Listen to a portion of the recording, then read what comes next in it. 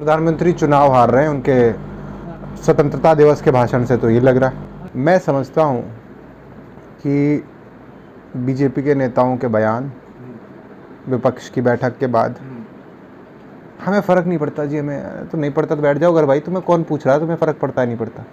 लेकिन जिस तरह की हड़बड़ाहट उन्होंने दिखाई, मंत्रियों के बयान संसद में रहे, मुझे लगता है कि अब भाजपा का जाने का समय आ गया है और वो हड़बड़ाहट इनके चेहरे पे है। आपने कहा कि प्रधानमंत्री के जो 15 अगस्त के बयान से लगा कि वो चुनाव हार रहे हैं, क्या लगा आपको? उनके ऐसे बयान में क्या ऐसा क्या था? पूरा भाषण ऐसा था। फिर भी पूरा भाषण क्या? भाषण तो बहुत शानदार। It was the independence day address, not a political address. But इस बार मुझे ऐसा लगा कि प्रधानमंत्री, और हर बार ही होता है लेकिन चुनावी भाषण जैसा भाषण मुझे प्रधानमंत्री वाहवाही हो रही है, बहुत शानदार भाषण आ रहा है। कौन कर रहा है? मीडिया में तो बिल्कुल चल रहा है। मेन स्ट्रीम मीडिया फिर से मेन स्ट्रीम मीडिया, देखिए अब उनके बारे में आप तमाम लोग उनसे वाकिफ़ हैं मेरे भाई, और क्या ही उनके बारे में कहा जाए। वो अगर किसी एक मैंने देखिए आप लोग नाम जानते होंगे, मैं क्योंकि स्क्रॉल कर रहा था कि हम प्रधानमंत्री जी के विजन को आगे लेके जाएंगे। एक पत्रकार के एक न्यूज़ चैनल के मालिक कह रहे थे, न्यूज़ चैनल्स का काम लोगों की आवाज़ को उठाना होता है, सरकार को प्रमोट करना नहीं होता। आवाज़ तो बहुत अच्छी तरह उठाते हैं। सरकार और पर्टिकुलर पार्टी को प्रमोट करना नहीं होता। अगर कोई ये कहता है कि हम क्या विजन, भाई क्या विजन? बेरोजगारी के आंकड़े निकलवा लीजिए, जातीय जनगणना नहीं करवाती है सरकार। क्या विजन है? मैं विजन जानना चाहता हूँ, क्या विजन है? कितने हजार साल तक, कितना बोला था अभी? 47। ये विजन है? ये डेमोक्रेटिक बात कर रहे हो आप? भारत को पहचान मिली है। 5 पंचवर्षीय योजना होती है, 5 साल का, बताइए आप। लोग तो मंदिरों में खुश है, रोजगारों से किसी को मतलब ही है नहीं। मंदिर बना रहे हैं, मध्य प्रदेश में मंदिर का ऐलान कर दिया। मध्य प्रदेश, देखिए मंदिर, मस्जिद, गिरजाघर, ये सबकी व्यक्तिगत आस्था है और होनी चाहिए। सरकार का काम होता है पॉलिसीज बना करके देश को आगे ले जाना। भारतीय जनता पार्टी फेल रही है उसमें। बेरोजगारी पे देख लीजिए, किसानों के मुद्दों पे देख लीजिए, आत्महत्याएं हो रही हैं। मैं जिस क्षेत्र से आता हूँ, हमारे यहाँ गन्ने की पेमेंट नहीं हुई है पिछले एक 1.5 साल से। क्या पॉलिसीज है सरकार?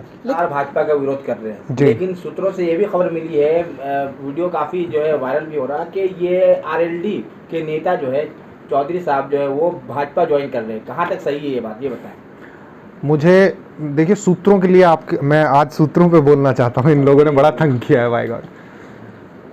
सूत्रों के हिसाब से माननीय मुख्यमंत्री राष्ट्रीय लोकदल ज्वाइन कर रहे हैं उत्तर प्रदेश के। वो सूत्रों के हिसाब से कर रहे हैं, लेकिन देखिए मेरी मुख्यमंत्री जी से कोई बात नहीं हुई है, सूत्रों के हिसाब से मुझे पता चला है। तो क्या कोई ऐसा चला देगा कोई मीडिया चैनल? ये हमारी छवि को खराब करने के लिए।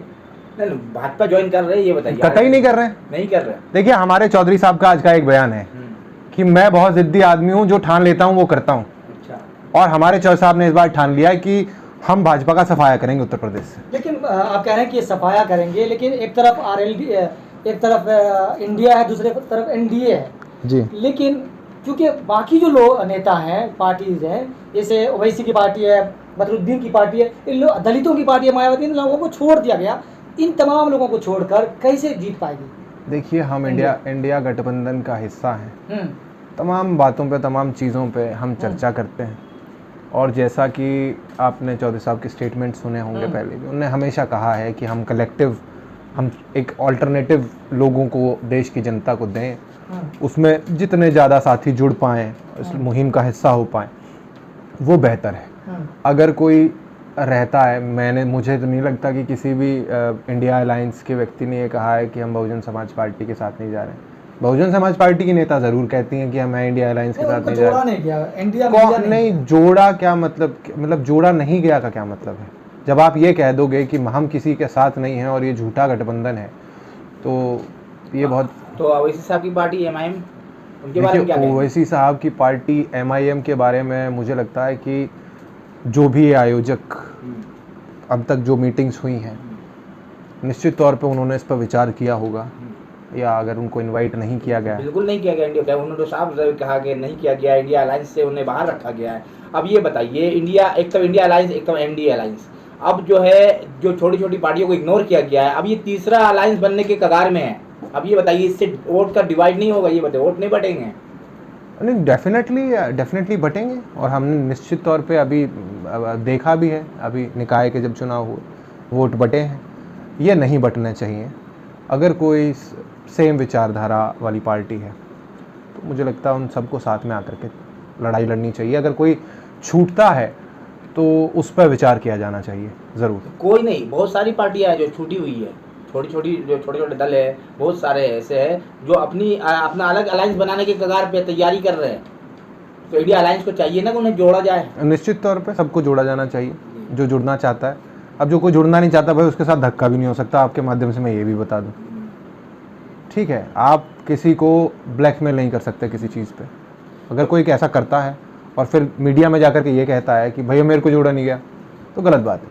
तो इंडिया अलायंस क्या लगता है इस बार भाजपा यानी कि एनडीए अलायंस का सफाया कर पाएगी? निश्चित तौर पे 2024 में भारतीय जनता पार्टी की सरकार जा रही है। आपने प्रधानमंत्री का भाषण नहीं सुना लोकसभा में?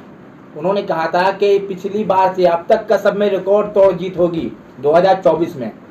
ओवर कॉन्फिडेंट लग रहे हैं मुझे प्रधानमंत्री। नहीं, बहुत यानी कि या तो उनको मुझे लगता है कि या तो प्रधानमंत्री जी जो देश में युवा बेरोजगार है, जो किसान त्रस्त है, आत्महत्याएं कर रहा है, जो महिलाएं सुरक्षित नहीं हैं, वो नहीं दिख रहा है। फिर किस बिना पे प्रधानमंत्री का ये भाषण रहा है कि ये प्रधानमंत्री, देखिए ये वही बता सकते हैं, पर मैं इतना कह सकता हूँ कि डेफिनेटली ओवर कॉन्फिडेंट है। उनको मणिपुर नहीं दिख रहा है, उनको नूह नहीं दिख रहा है, उनको बेटियों के बलात्कार नहीं दिख रहे हैं, उनको सड़क पर आंदोलन करता युवा नहीं दिख रहा है।